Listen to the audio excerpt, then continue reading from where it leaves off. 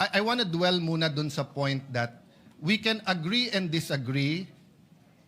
We can love the Philippines, protect our territory, secure the victory under UNCLOS, under the arbitral ruling, under international law, but yet magkakampi tayo.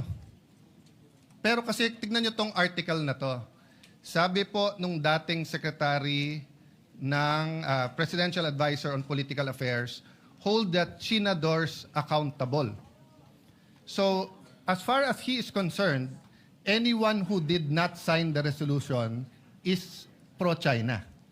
I dare ask, do you agree, Your Honor?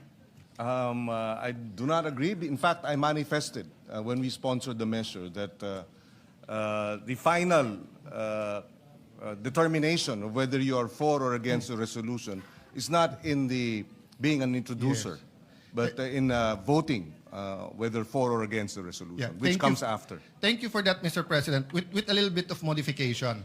Because if the resolution was like the resolutions in the 19th Congress, that was explicit on the Philippine official stand, then we will be unanimous.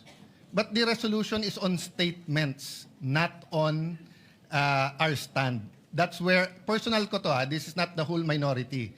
Yun ang gusto kong linawin. Ang resolution na to ay tungkol sa sagutan ng mga opisyal ng Pilipinas at ng top diplomat na nandito sa Pilipinas ng China. As far as I'm concerned, hindi to tungkol sa stand natin. But this is the incredible thing, Mr. President. I remember the time that I hanged out a lot with Senator Lacson.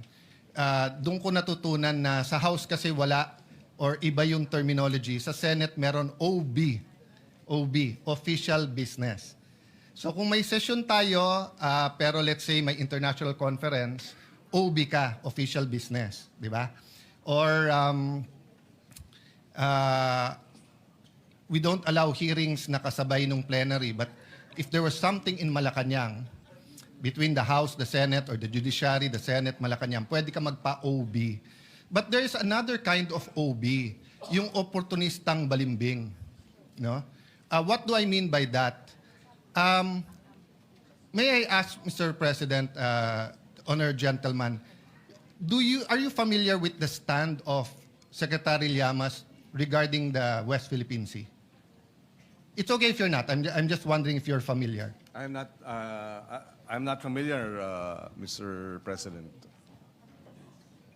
Today, he's one of the most ardent voices, the most firm voice about confronting China. At yung hindi mag-confront sa China ay Chinador or pro-China. That's a funny thing because before the arbitral ruling was filed, he sought me out. Sabi niya, Alan, mali approach ni Pinoy. Dapat kinakausap ang mga Chinese. Kung gusto mo, i-set up ko yung meeting between you and the Chinese ambassador. And he did. And then sabi niya sa akin, Alan, ang Chinese may ibang kultura. Kakausapin mo yan bilateral. Hindi pwedeng multilateral. Isasama natin ang kano, mapapahamak tayo. He told me that. He met me after the meeting with the Chinese ambassador. This was during the time of President Pinoy. I think in the arbitral award, if I'm not mistaken, Senator, you were still in the Senate, no? You were in the cabinet yet, eh? No, I was no longer. You were already...